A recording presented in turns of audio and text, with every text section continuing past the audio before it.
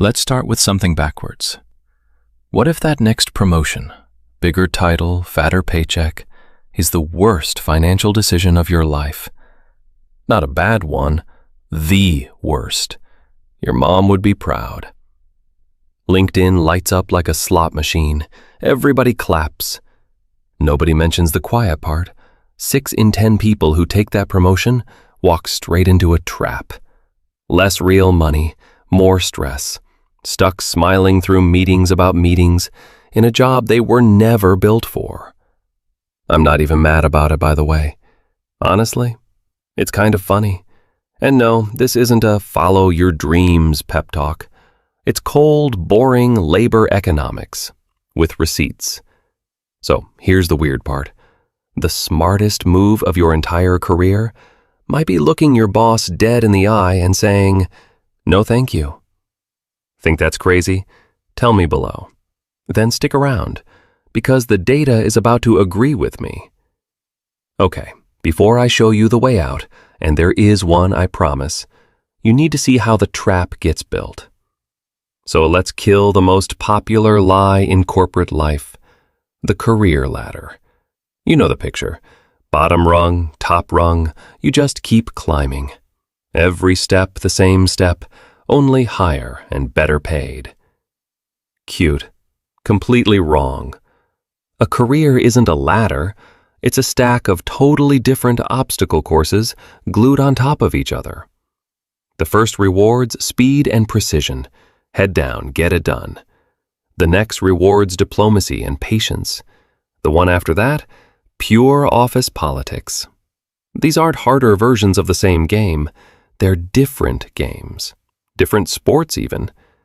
Being a world-class sprinter tells me nothing about whether you can swim. But the ladder convinces us the guy who runs fastest should obviously be handed a pool. What could possibly go wrong? Turns out, this thing has a name, and it's not new. Back in 1969, a Canadian educator named Lawrence Peter wrote a little book. He meant it as a joke, dark office comedy. The economy read it and thought, great instruction manual. It's called the Peter Principle, and it's almost rude how simple it is. In any organization, people keep getting promoted until they land in a job they're bad at, and then they stay there, forever. Follow the logic. You're good, so they promote you.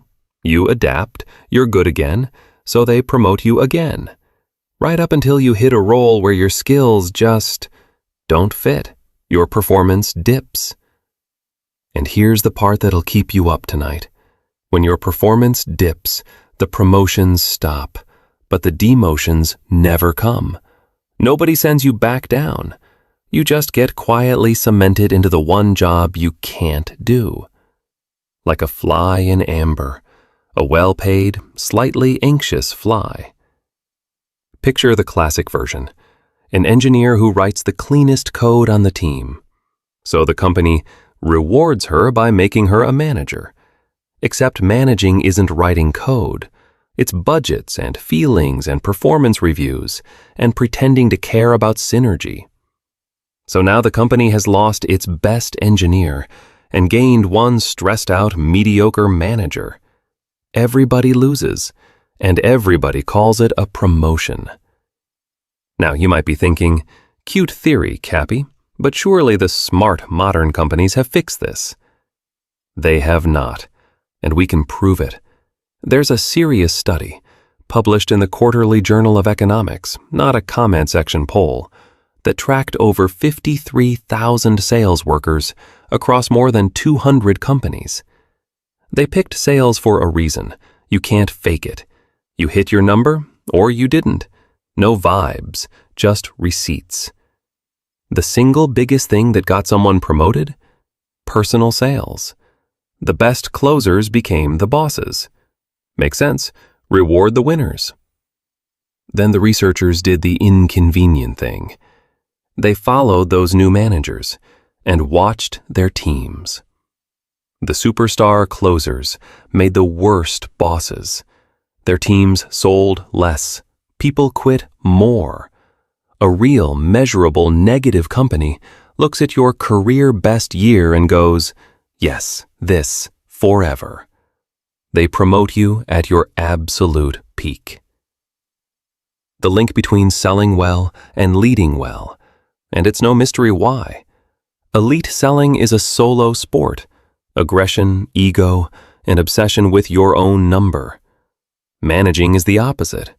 Patience, coaching, making other people shine instead of you. It's the oldest mistake in sports. Your best striker is not automatically a good coach. Ask any football fan who watched their hero flop the second they took over the bench. Oh, and the people who'd have made great managers? The quiet collaborators who closed the messy 10-person deals nobody else could touch? Mostly skipped. Their personal numbers weren't flashy enough to notice. So no, this isn't an accident. It's a design flaw. We treat skill like it travels straight up, like being great down here proves you'll be great up there. But skill doesn't go up. It goes sideways. Quick one, since I'm curious. Ever worked under a promoted superstar who should have stayed in their lane? Drop a "been there" below. I want to see how many of us there are. And just when you think the math couldn't get more rigged, it does.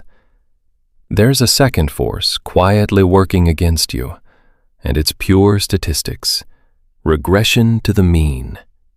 Stick with me. It pays off. To earn that promotion, you need a standout year. But here's the dirty secret about great years. They're never all skill.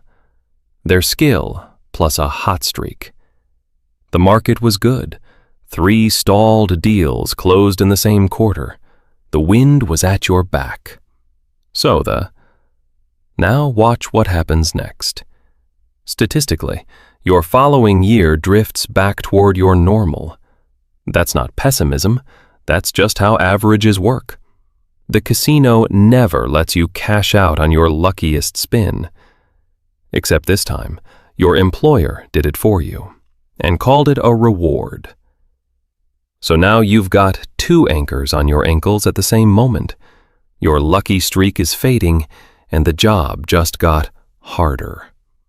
And from the outside, it looks like the promotion broke you, like you couldn't handle it, when really the system just froze you at your highest point and set you up for the correction that was always coming.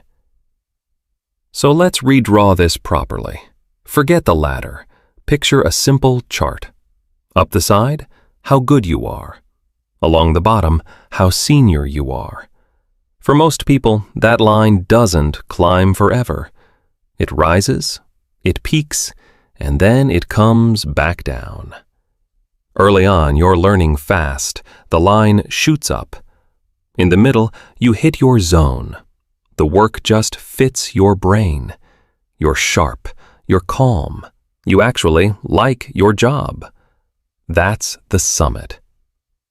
Then comes the promotion to management, and the line bends down. Another jump to director, and it falls clean off a cliff. Here's the dark little punchline. The moment your line crosses from "good at this" into "quietly drowning," that's the exact moment we throw a party. We post it on LinkedIn. We buy a cake. We are literally applauding the second someone walks off the edge of their own competence. Congratulations on the fall. And the math is sitting right there on the receipt. Every promotion is a trade. You hand over your mastery and your peace of mind, and in return, you get a bigger title and more money. The rewards printed on the brochure. The risk, burnout, failing in public, drowning in meetings, is in the tiny print nobody reads. For most people, the real sweet spot sits right at the top of the individual track. The senior person who's just really good at the actual work. Push one step past that, and an extra 15 or 20% on your paycheck comes bundled with a 50% jump in stress, and a very real shot at falling flat on your face. No investor on earth would take that trade. Risk way up, reward barely up. They'd laugh you out of the room. But slap a shiny title on the same deal, add a round of applause, and suddenly everybody signs. Now, quick caveat, because someone's already typing it. If you genuinely love the people part, the coaching, the team building, even the meetings, then go, run the team. This isn't about you. The trap only snaps shut on the people climbing for the title and the paycheck, not the work. For everyone else, how do you turn it down without looking like you've quit on life? The move nobody teaches you. Separate the money from the title. Most people don't want the manager job. They want the raise stapled to it.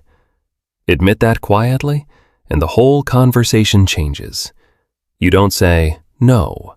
You say, let's renegotiate. You sit down with your boss and point at value, not hierarchy. I create the most impact in the work itself, not in overseeing it. So hand me the harder, higher stakes projects. Let me mentor the new people. And pay me for that, on a track that doesn't turn me into a manager I'll resent. That's not ducking responsibility. That's committing to the one thing you're elite at. Plenty of companies already have the answer built in. Individual contributor tracks. Senior roles that pay like management, minus the org chart baggage. If yours has one, climb it. If it doesn't, ask them to build it.